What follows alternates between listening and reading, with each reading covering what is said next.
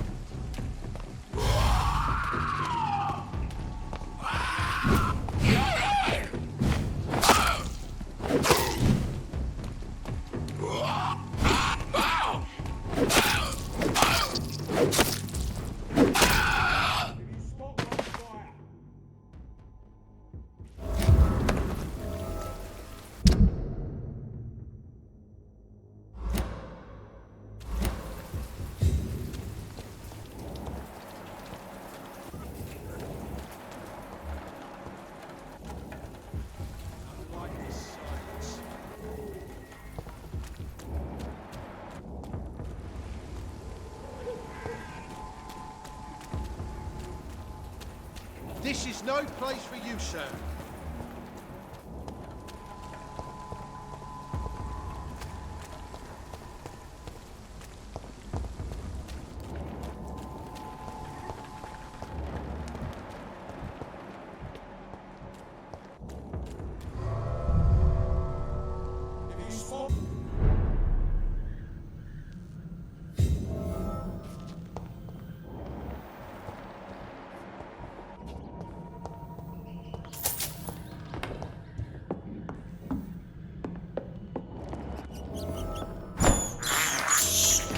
This is despicable.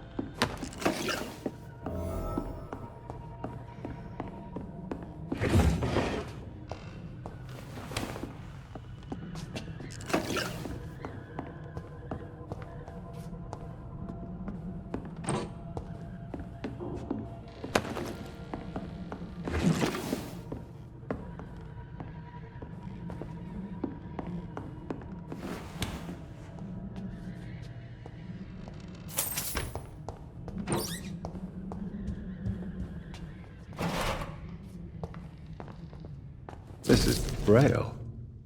I need someone who can read this.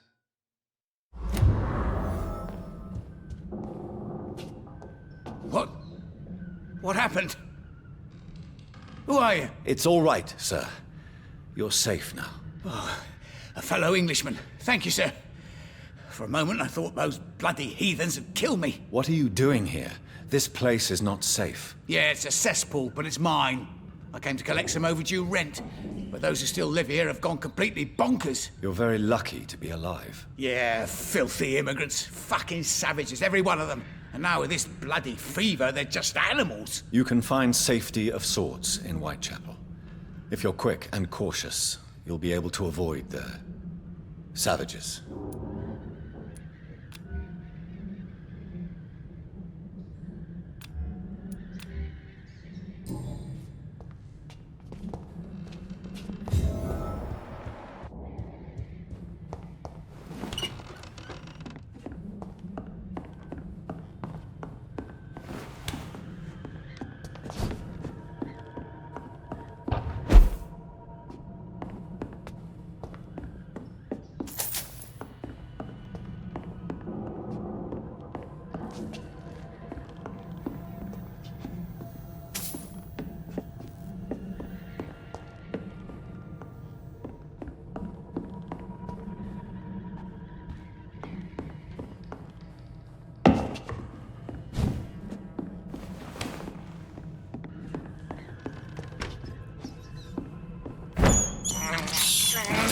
can't believe I'm doing this.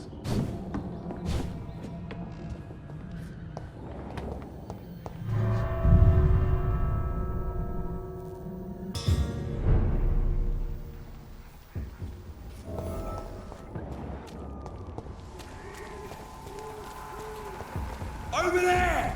There's one of them.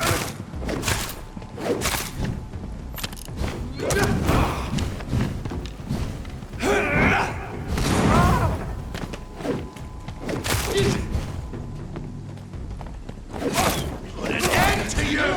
He's dead! He's dead!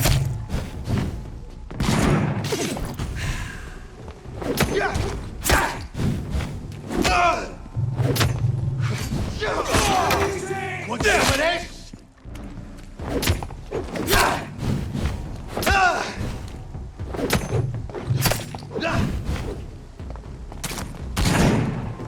Die, vermin!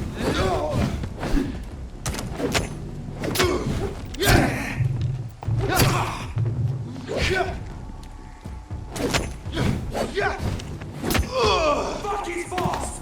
Bloody leech!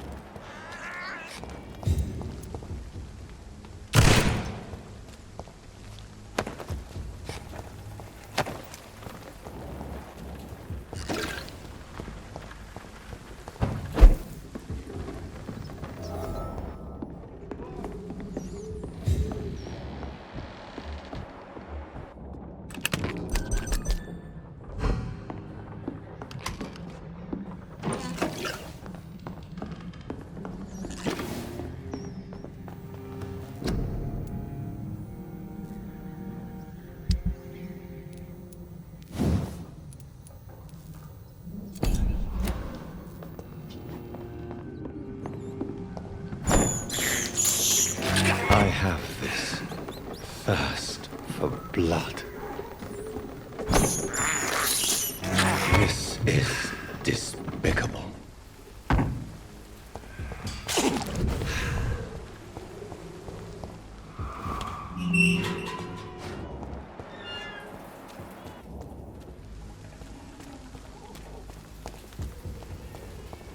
I cannot enter.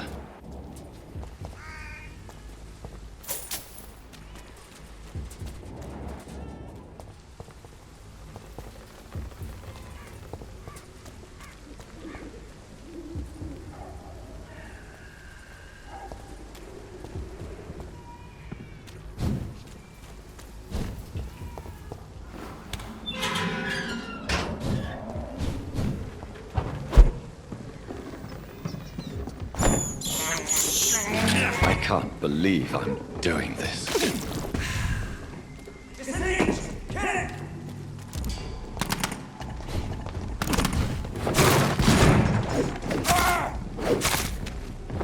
Oh my god!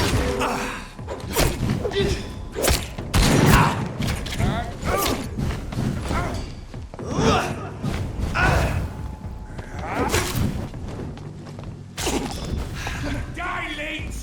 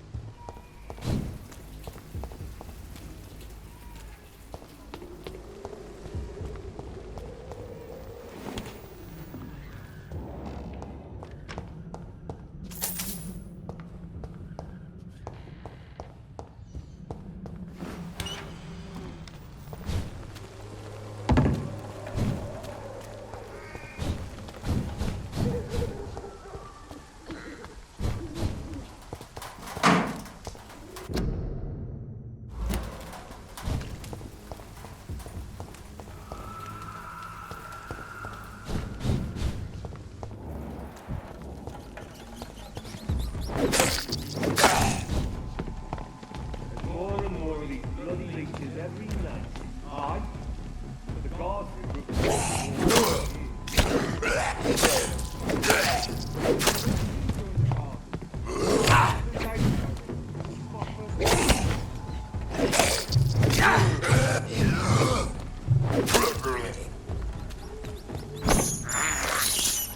I have this thirst for blood. I can't believe I'm doing this.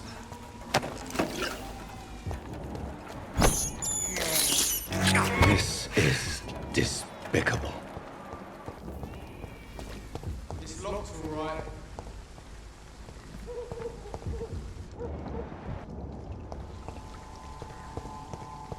It's mine! I'll take it. Over there!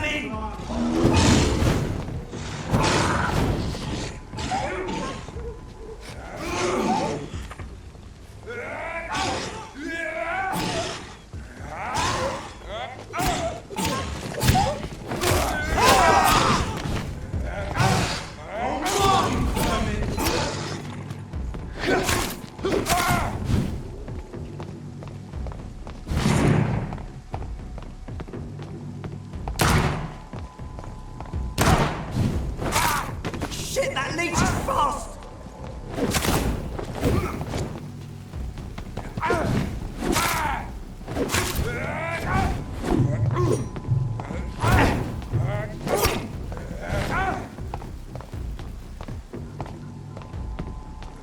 Die, vermin!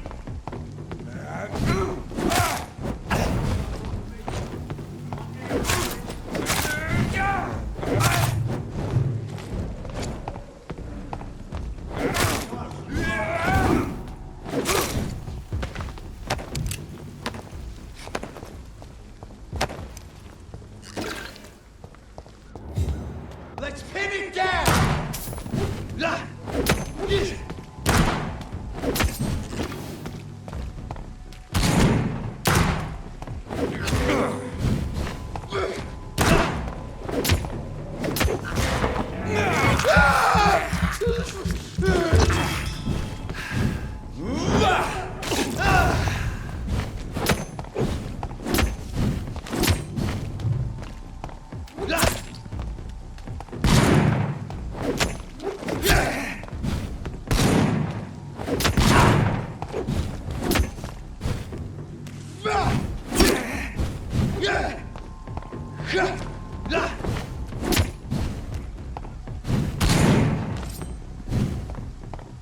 I'll kill you!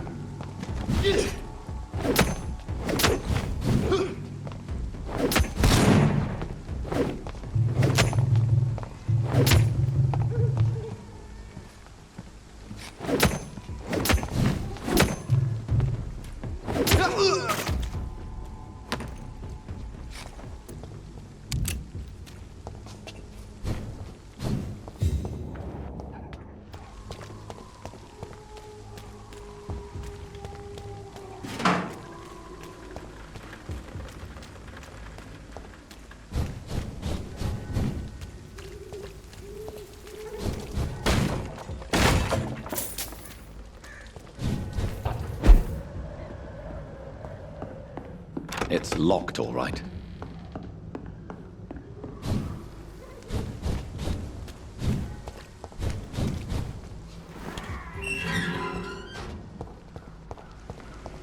Whitechapel. This neighborhood is linked somehow to the kind Lady Ashbury's blackmail. First, let's find this Petrescu fellow.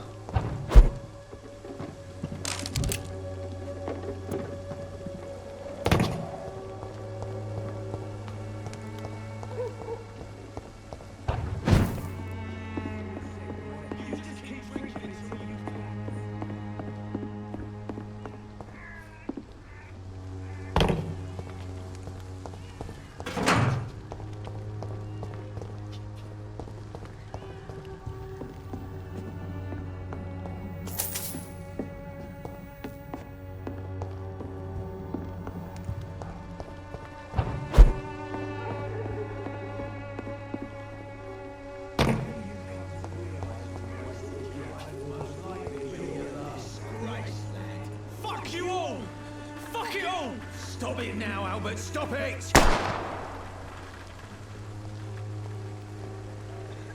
wet boots will be proud of me.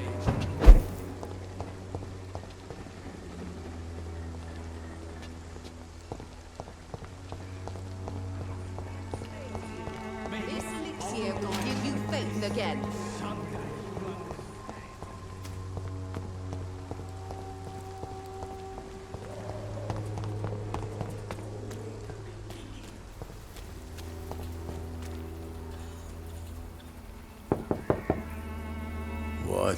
What do you want? Leave me alone. Good evening, sir. I'm Dr. Reid. I'm looking for Nurse Dorothy Crane. There is no Dorothy Crane here. Now goodbye. I'm afraid this medical leaflet says the opposite, sir. Really? Well, I'm afraid I'm going to close this door right now. Go bother someone else, Mr. Doctor. To enter that house, I must discover who this man really is. Maybe I could start by observing what he's up to.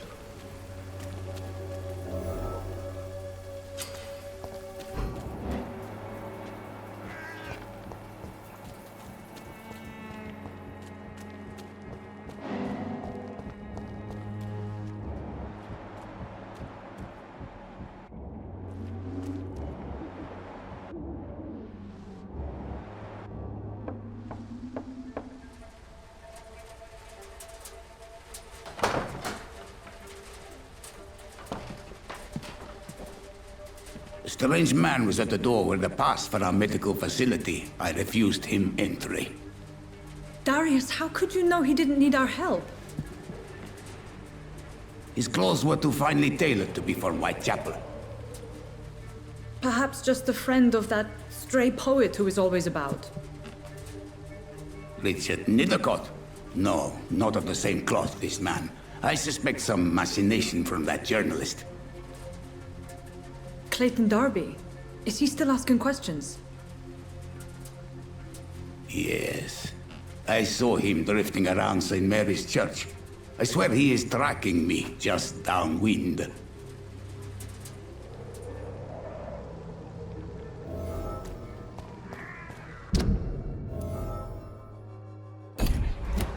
I must talk to that journalist or the poet. They must know about Darius. Nearby the church they just mentioned. Come on, take a look. Don't be afraid. Cheap price, good quality. Come on. Protection against malevolence and trickery. Excuse me, sir. Are you familiar with this part of town? Name's Clayton Darby, reporter. Sorry, I'm new to Whitechapel. But perhaps you could help me since you're a journalist. My name is Jonathan Reid. Dr. Reid, the famous surgeon. I'll gladly help if I'm able, sir.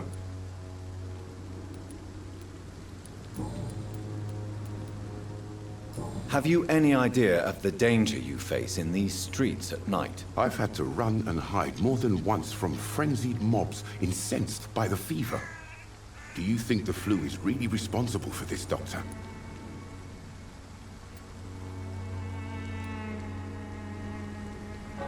I must confess, some of my rational views have been shaken by recent events. I'll remember to stay away from the district's roughest streets then.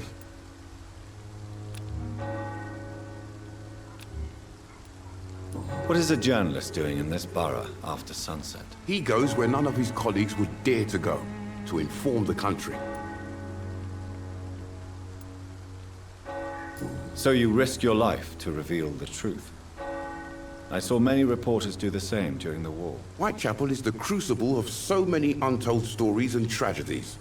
I want people to know them.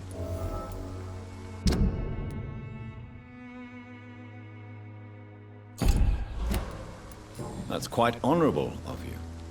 But is the public interested? Not at all, sir. And that's why I'm an independent journalist, hoping to sell some stories. Why are the newspapers keeping silent about the Spanish influenza? It's as though none of you care. There's a war going on. People shouldn't be demoralized by news of deadly diseases.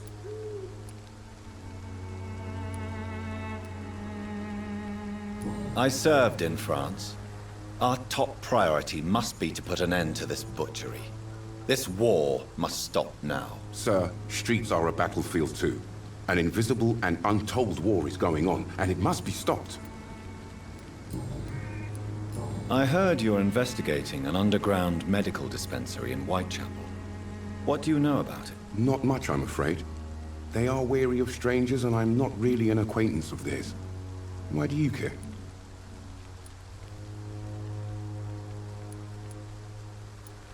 I'm a doctor, Mr. Darby. I care about everything involving public health and this epidemic. Are you sure you're not just concerned about the repercussions that a scandal involving a certain Nurse Crane from the Pembroke Hospital would bring? Without a doubt, you are a damn fine journalist, Mr. Darby. What do you know of her accomplice, a man named Darius? I don't know much about the man. He's very cautious, never goes out, doesn't seem to have any friends or family. He has no relatives at all? No, except for that strange man, a poet named Richard Nethercott, who sometimes comes by. Darius would never let him in. Where can I find this Mr. Nethercott? He spends most of his time lurking around Whitechapel, talking to himself or declaring verses. These days, you can usually find him behind the church. He never goes out? No. A few days ago, he unexpectedly did. I followed him, but it was just a ruse to keep me away from his house. Really? How do you know? He went to the nearest mailbox, but just before posting his letter, he ripped it up and threw it away.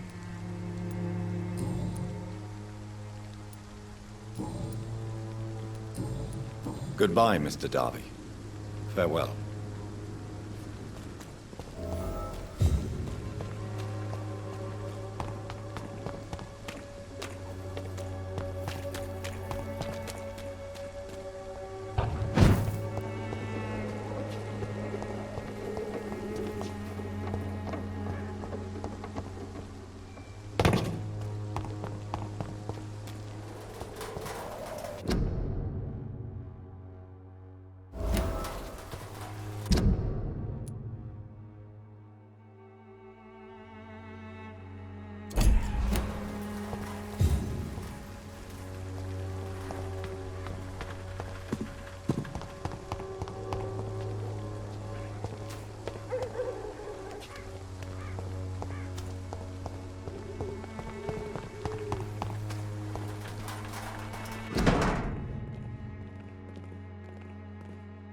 The content of Darius' letter to his children could give me more leverage to enter.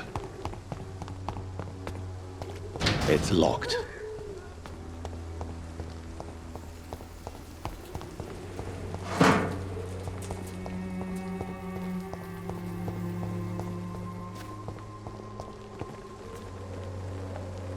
Good evening, miss. I'm Dr. Reid. I'd like to ask you a few questions. I know what you're thinking. A tall stranger who meets a girl in the street at night. It reeks of the penny dreadfuls. But I mean you no harm, truly.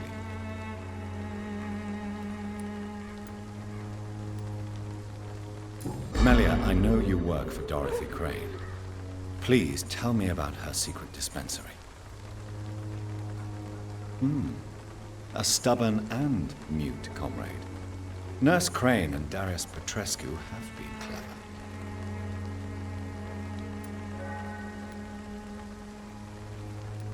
I know you understand what I'm saying. Your silence has nothing to do with you being mute, does it?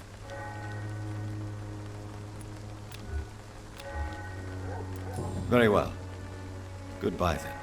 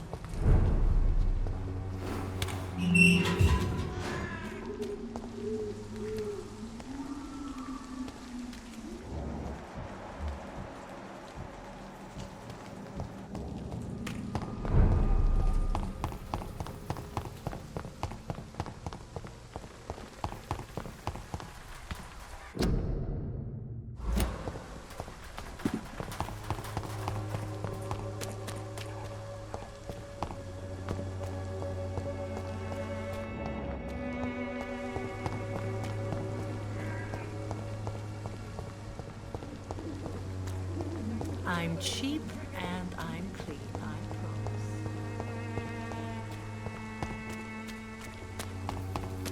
promise. You look so pale, my lord. Would you like me to revive you?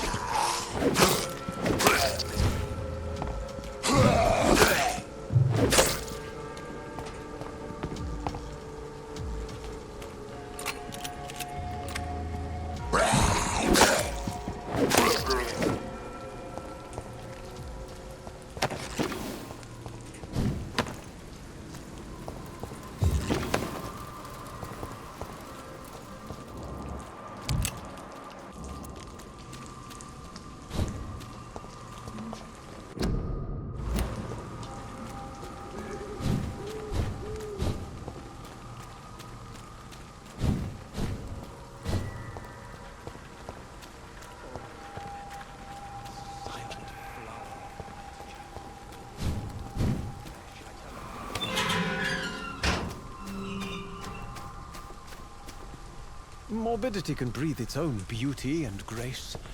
Whitechapel is not just disease, desertion, and despair.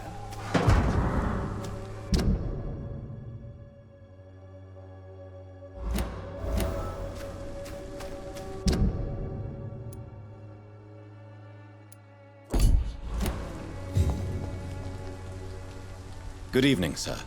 I'm Dr. Reid. I would like to ask you a few questions. Please be my guest. Although I may not be the best informant regarding this part of town, my words speak about that which the eyes cannot see. Really? Are you an artist of some kind? I'm a poet, sir. Richard Nethercott, at your service.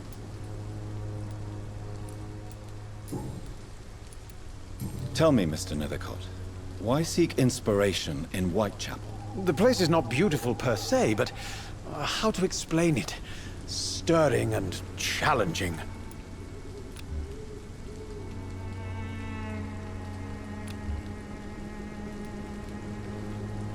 In what way, exactly? The struggle by gaslight, the barren smiles, and the added hunger under the rain. If you say so. Such vibrant antagonism and vivid paradox, the stripped humanity raged across each street. Vivid, of course, yes.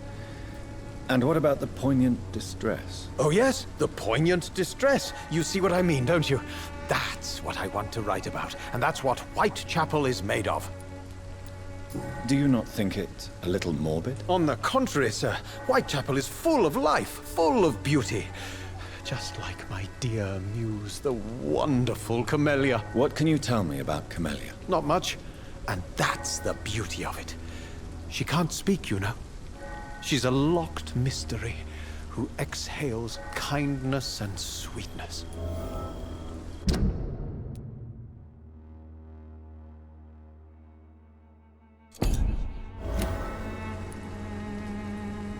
Perhaps you're just afraid to find out the truth about your muse. One day, perhaps, I'll ask her to come with me.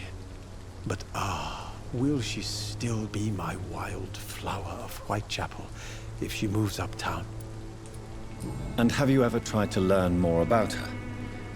Where she lives? How she survives? Whom she may know? Maybe I prefer she remains an enigma. Reality can be so dull, don't you think?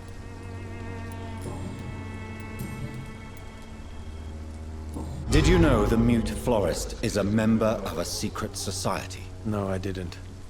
But I thank you for this information, sir. For it only enriches the mystery surrounding the precious Camellia. Are you not curious? Is there not more you wish to know? That girl has not an ounce of malice in her. Whatever she may be hiding, it's certain to be for the benefit of most, if not all. I fear you are a hopeless romantic, Mr. Nethercourt. Guilty as charged, Dr. Reid. You don't really make a living from your scribblings, do you, Richard? No, sir, I don't. I work so hard. I put all my time, my energy, my devotion into the precise carving of words.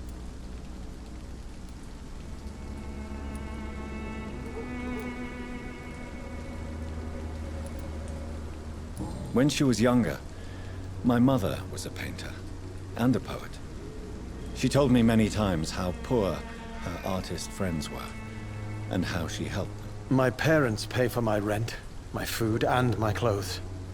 All I have to give them in return is lies they do not believe. You seem embarrassed. Someday I hope to proudly offer my first publication to my parents. Until that day, I'll remain the failure of a son they have to support.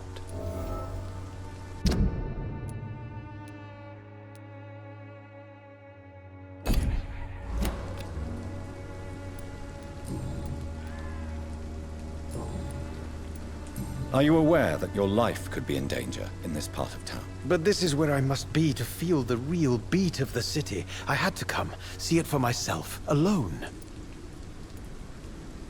I understand your need for solitude, but it's not safe around here. I don't care.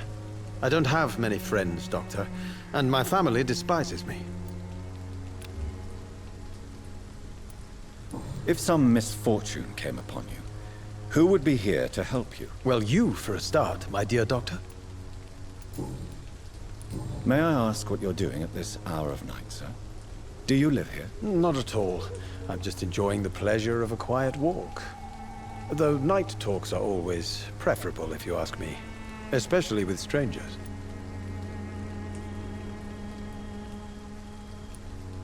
But are you not afraid of the epidemic? Oh, why should I? I see some equity in the Spanish flu. No flesh should be saved, say the scriptures. Good or evil, rich or poor, all are equal in the eyes of the flu. If you say so.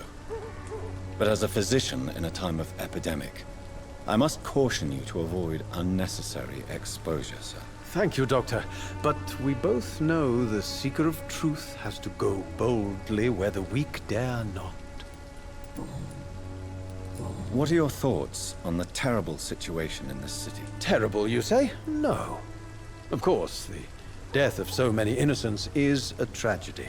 But the scourge has not been all bad for the city. Oh, no, sir. What are you talking about? Do you remember London before the flu?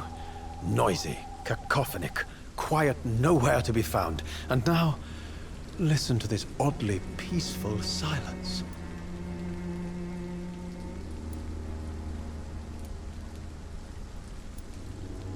Yes. The enjoyable silence of the grave. You have a unique perspective on the situation, I must admit. Most people fail to understand my perspective. I don't blame them. But how could I call myself a poet if I veiled my feelings? Do you need medical attention, sir? It may be wise to let you prescribe me something. I don't feel like I should. I understand your appetite for words and macabre beauty, sir. But you should be more careful. The nutrition of my mind is more important than my physical health. But I appreciate your concern, sir. May I ask you a few questions about the district? Extraordinary part of town, is it not? I'll be glad to help you, if I can. I'm looking for Dorothy Crane, a nurse who lives in this vicinity. Dorothy Crane. Oh, I love the name. The Crane of Whitechapel. Sounds very mysterious. But, sorry, no, never heard of her. What can you tell me about an old man called Darius? Darius Petrescu? Yes, I know him. At first, I thought he was only a small publisher. I invited him to publish my work, but his reaction was pretty clear. Not interested in your talent? Darius is an old political activist who takes delight in printing tracts and lampoons. Those communist activities only require mediocre writing skills.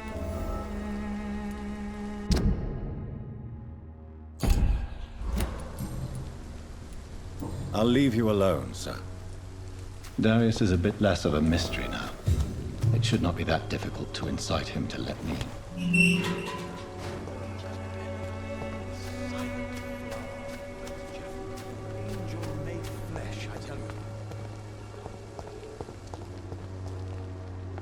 Hello again, miss. Tell me about Richard Nithercott. I understand he is quite fond of you, Camellia.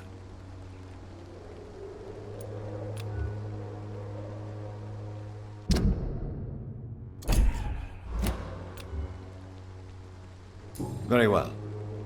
Goodbye, then.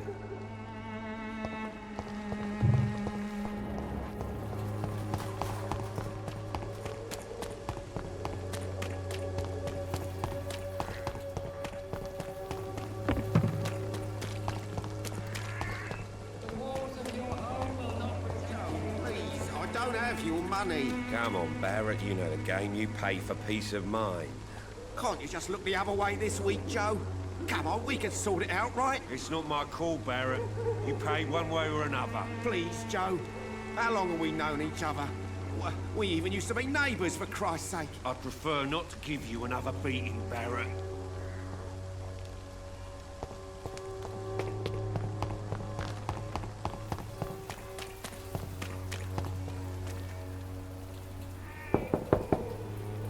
Mr. Petrescu, just 1 minute, please. You again?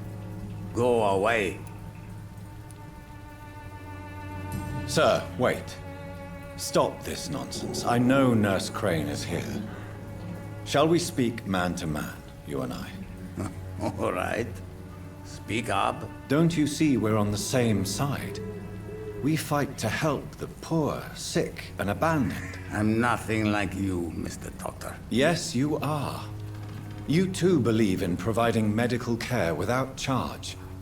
You know what we have to sacrifice to make the world a better place. I have to admit your words have conviction. All right, I'll let you see Dorothea. Don't make me regret this, though.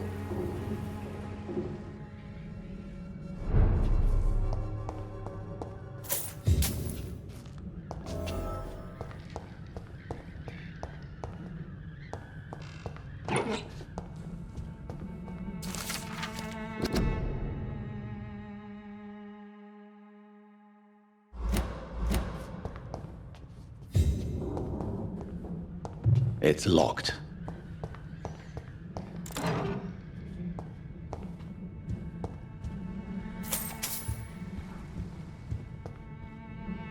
If you want to talk to Dorothea, you must go across the courtyard and take the stairs. We've not been formally introduced. May I ask your name and occupation, sir? I am Darius Petrescu, I'm here to keep snitches and spies away from Dorothea. And I also run this little print shop. So Dorothy's real name is not Crane? Like myself and many people in this area. Dorothea is from occupied Romania. That's all you need to know. She seems important to the community. More than you can imagine. The West End does not want to hear of Whitechapel's misery. Dorothea is one of the few doing something about it. Did you refuse to publish Richard Nethercott's previous works, Darius? Yes, his manuscript is as pompous as he is starched. Now there's a man who loves the sound of his own voice. You could have told him so. As a great writer recently said, politeness is the most acceptable hypocrisy. Tell me everything you know about Camellia, the mute florist. I do not believe in the afterlife, Doctor, but I'm almost convinced Camellia is an angel. She volunteered to give out our medical leaflets. Are you not worried for her safety? She is as brave as she is tough, and clever too. If only I had met her when I was younger. Are you in love with Camellia, Mr. Petrescu? Don't be stupid. If I had met her when I was younger, we could have won our revolution. Who is she, really? Do you know where she's from? She's not from around here, that's all we know. Camellia is not even her name. It's her favorite flower. You say she has no close family? Well, there's that awful poet who constantly follows her around like a lost puppy. A good man for sure, but a very poor writer.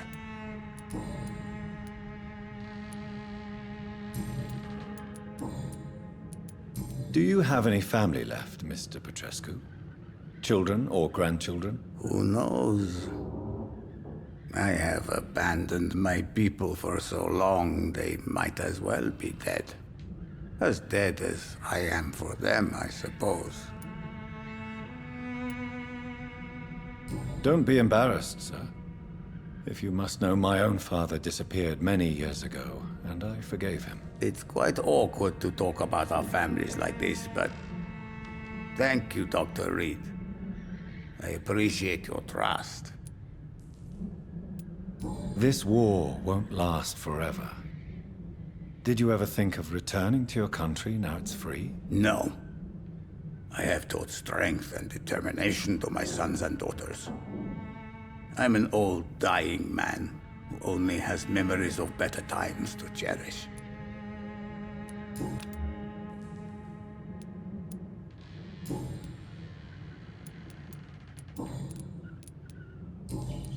Goodbye, Mr. Petrescu.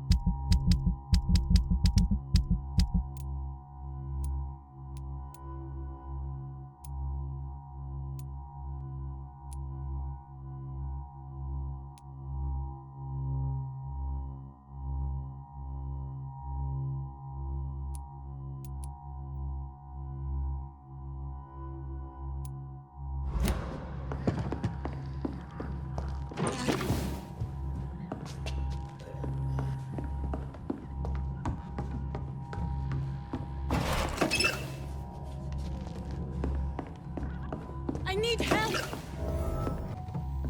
What do we have here, nurse? Patient Raz Van Vasily. High fever running on 3 days. Complaints of dizziness, muscle aches, and head pain. Diagnosed with influenza. Treatment? Aspirin and salicin for the fever and discomfort. Liquids for dehydration, but he's having trouble keeping even water down. Thank you, nurse. Anything else I should know? He did lose consciousness this morning, but he's never had convulsions like these. He's not convulsing, he's choking. He's not getting any air. Scalpel! Hand me that scalpel! What can I do, Doctor? It's too dangerous to operate with these convulsions. Sedative, nurse. Do we have any anesthetics? I'm sorry, Doctor. None at all.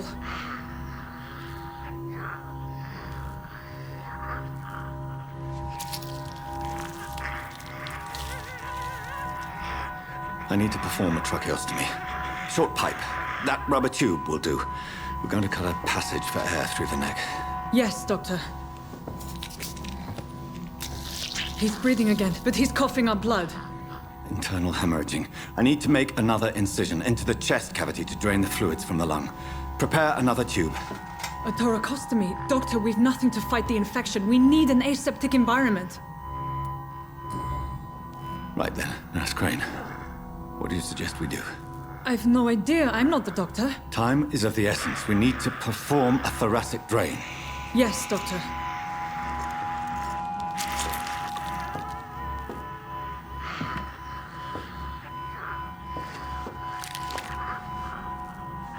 He's still bleeding, Doctor.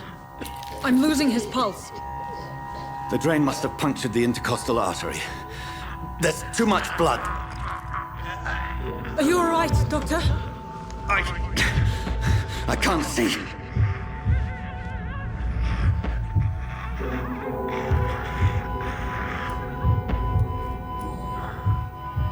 I must first suture the artery. Find the wound. The source of the blood. Needle and thread, Doctor. Good. The stitches are holding. How's he doing? We're losing him. We've lost his pulse. He's dying, Doctor!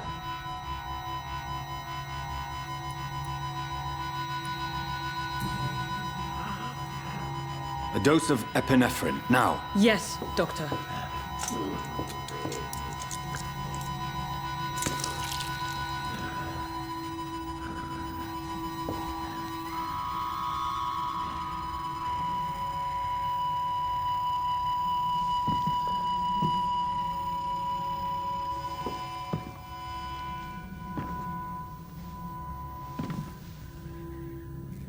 We've lost the pulse.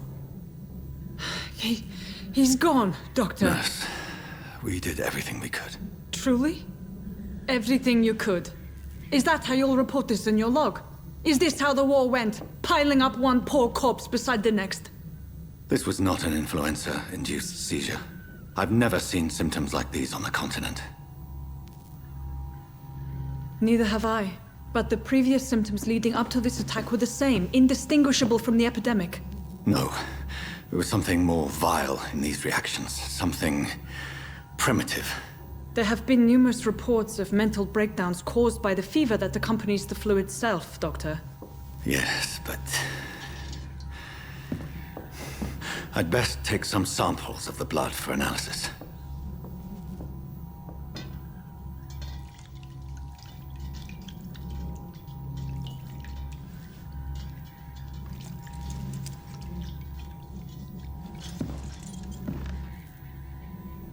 I doubt you're here to test my bedside manners.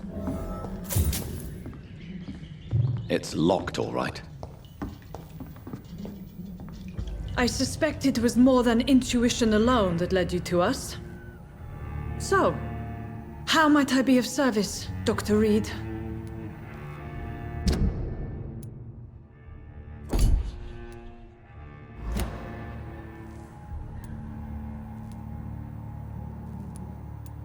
I've come to put an end to this insufferable blackmailing, Dorothy. Doctor, you think your warnings scare me? I've stolen and plied, blackmailed and lied, but what else am I to do? I'm all these people have.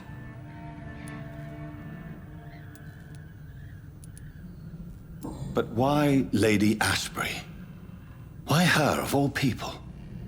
She's pristine and proper, all right. But that she-wolf in sheep's clothing murders the poor for sport. I have her where she belongs, and I'll milk her for all she's got. Dr. Swansea is a sensible and honest man. He wouldn't have refused your friend's care at Pembroke. It's easy for you to say, Doctor. These people cannot go to the police, nor to the hospital. They don't even speak English. They depend on me for everything. So, the end justifies the means. Is that your defense? I know you're kind, Doctor. Just another fine-heeled, silver-spooned gentleman who was given the world on a platter. You know nothing of poverty. Nothing of the shame, the hunger, the loneliness. You've convinced me of the sincerity of your actions and their noble justifications. But all the same, blackmail is a crime, and it will stop, Nurse Crane. So, are you going to turn me over to the authorities?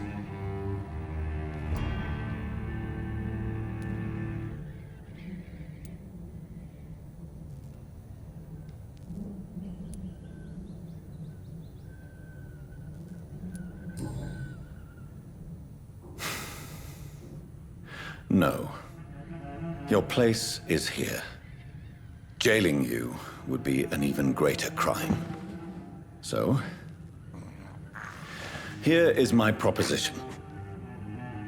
I'll look the other way on your little enterprise.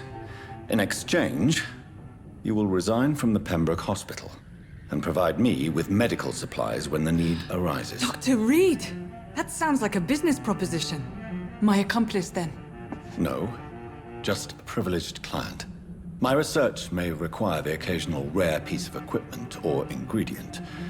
I'll pay good coin in exchange, fair and honest, to help finance your noble endeavors.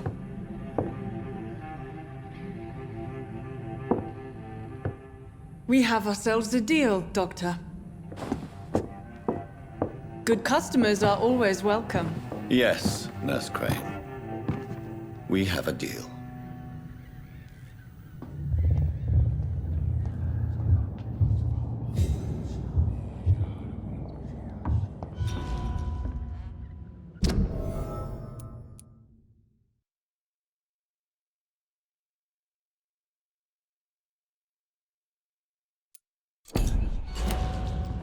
It's locked.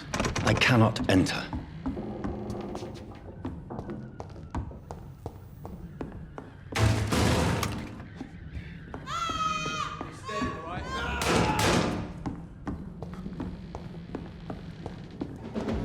It's one.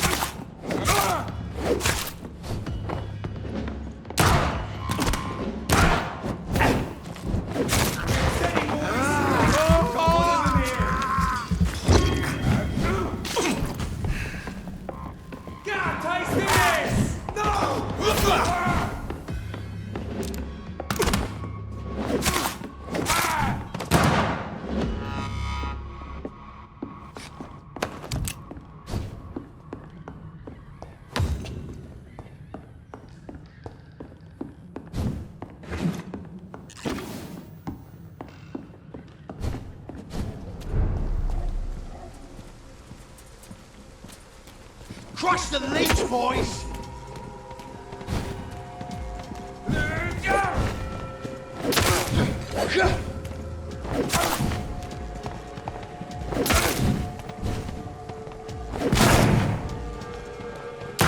Die, leech! Fuck, he's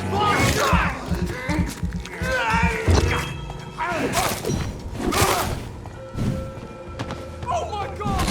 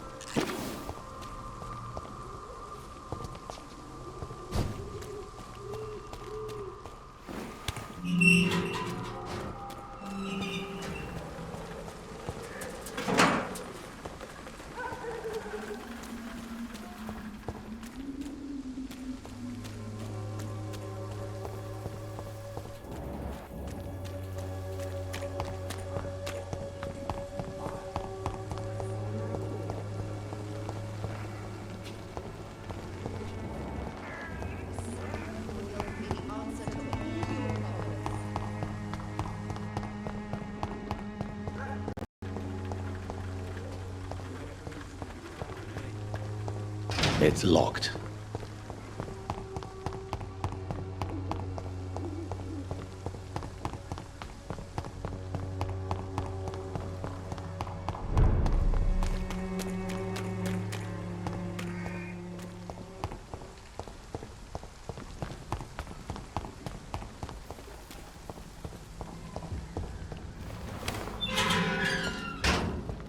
Human blood. Whoever left these marks did so deliberately.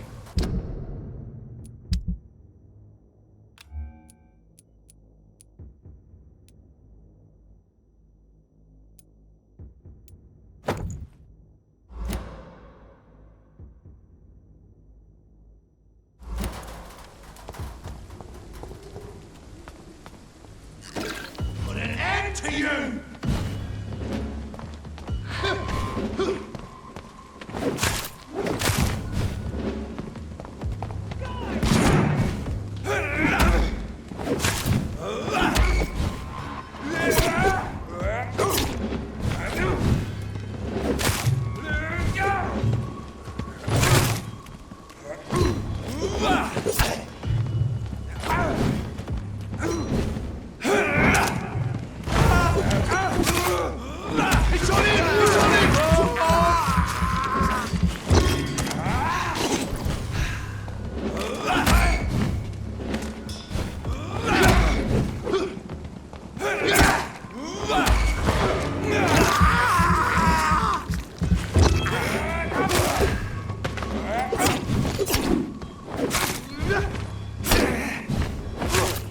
Fuck, he's dead!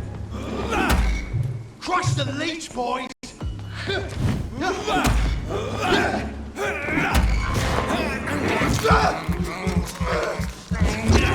it, boys!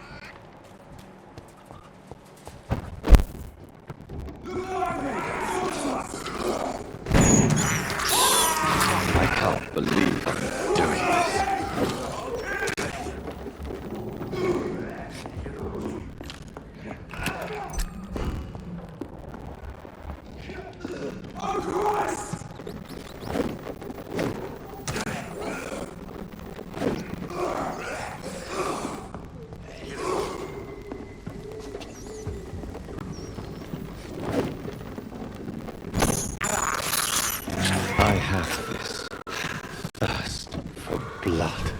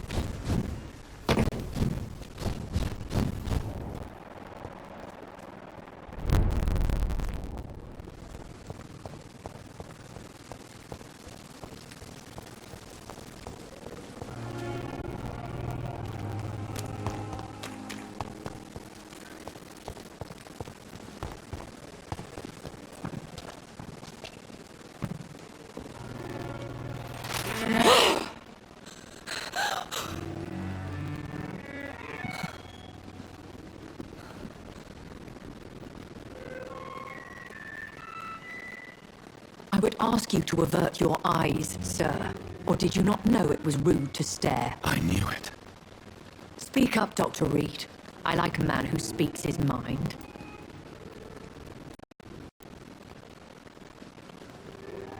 Hiding your true appetites behind a facade of compassion. Bravo. Very clever indeed. Spare me your sarcasm, Jonathan. You are but newly born in this world.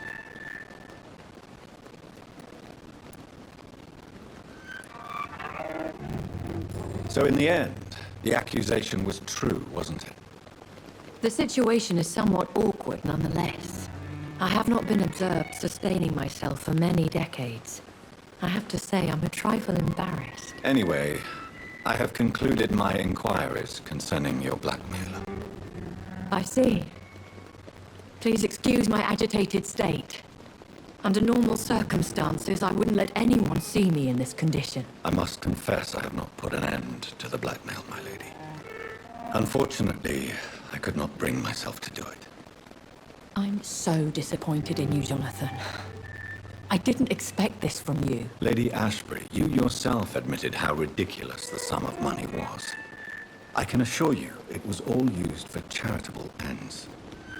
Well, you are full of surprises, aren't you, Jonathan?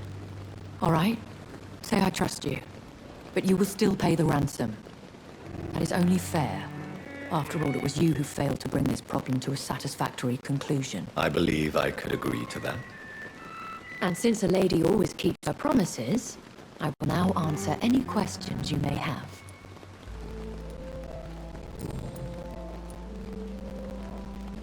I don't understand. Why was I created and then left for dead? That is a question only the one who made you can answer. It's not normal practice. I doubt even if you find him, he will answer you, considering how cruelly he treated you. So me being a vampire could have been a mistake. I very much doubt it, Jonathan. Contrary to the legends, it is not as simple to make another vampire by just biting someone. I'd like to avoid creating another vampire by mistake anyway. Tell me, how is it done? The process is dangerous. It could even kill your potential progeny. If you did decide to sire an offspring, they must drink of your blood, Jonathan. I've been hearing a voice talking in my head. Is this some kind of insanity? It feels like the voice of the vampire that created me. Hush. Tell no one this. It would be unwise to talk of such things amongst British immortals. Speak no more of your maker. How could this cause offense? Only the powerful immortals can mentally call to their progeny. No vampire or hunter will sleep easy, knowing that an unidentified elder is stalking the streets of London. Excuse my forwardness, but are you my maker? Me?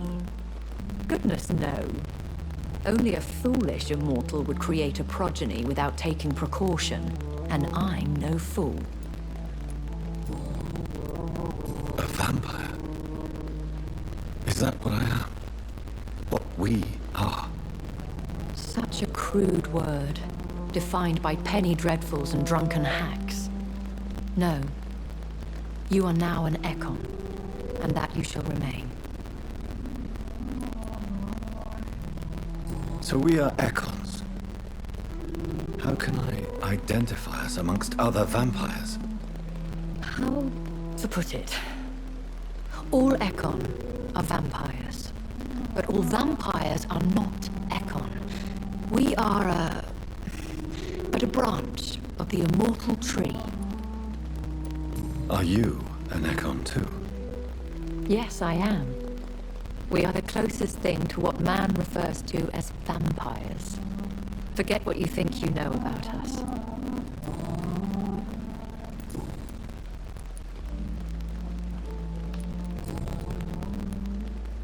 Why did you save me in the canning factory? I could hardly stand by and watch such a promising young blood as yourself be torn to shreds by some gutter scowl.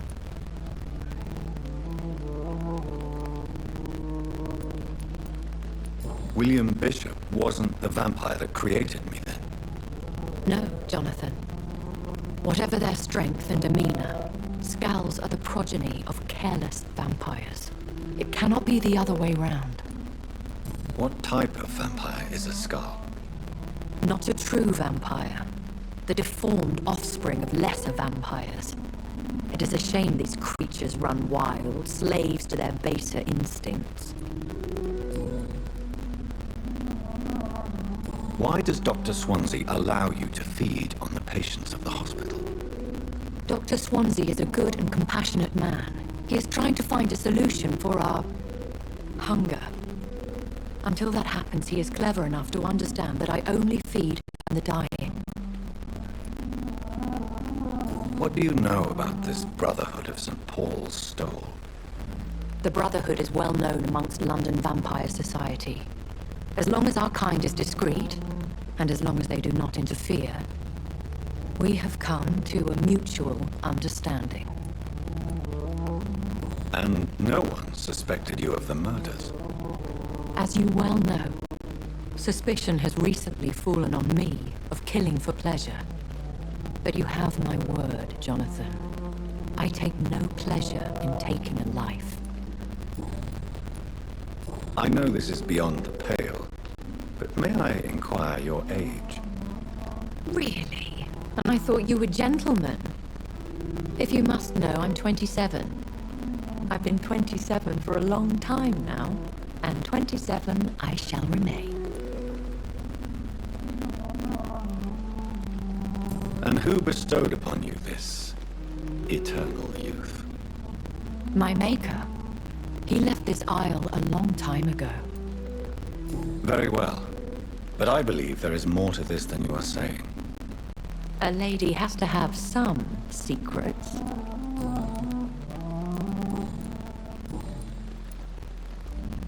When I awoke, changed, I was chased and attacked by vampire hunters. Prepared and well-trained.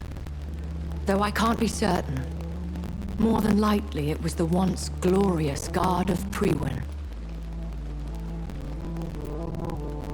Once glorious, but still dangerous. They have seen better days, but all fanatics are dangerous. You would be wise to stay clear. They are sworn to destroy our kind. You make them sound like some sort of cult. More a society. And like all the best ones, a secret society. I thought them almost gone, but it seemed they have been recruiting. I've been away from London and England for 3 years. This isn't the city I remember. Things have gone from bad to worse here, Jonathan. I've lived in this city for a long time, and I've never seen it like this. The Spanish flu has hit London that bad. Yes, but it's not just that. I've heard things. Things I've not heard for a very, very long time. There are whispers in the shadows. Something far worse than the Spanish flu is here in the city. What is it you fear? Fear has long since flown this form. But there is something malevolent circling us. I feel fear is merely waiting in the wings. Are there many vampires here in London? Immortals are of a rare breed, and we often tend to hide. But you may occasionally meet some of us at night. Do you know any of them? Have you an idea of the identity of the vampire who attacked me? You mean your maker? No, Jonathan, I have no clue. But I fear he or she is as careless as cruel. To let you discover your new condition by yourself. What do you mean? Every now and then, you may discover an immortal in the deep of the night. But we are a rare and reclusive breed. Our progeny is almost never accidental. Will they all be as affable as you, my lady? I do not see why not. But remember, even the shark smiles before he bites. That sounds like a lesson from experience. Vampire politics are as intricate and sometimes tedious as a game of chess in a gentleman's club. I've learned from experience it is best to decline to play. I bid you farewell, for now, my lady. I must quickly analyze the blood I took from Nurse Crane's patient.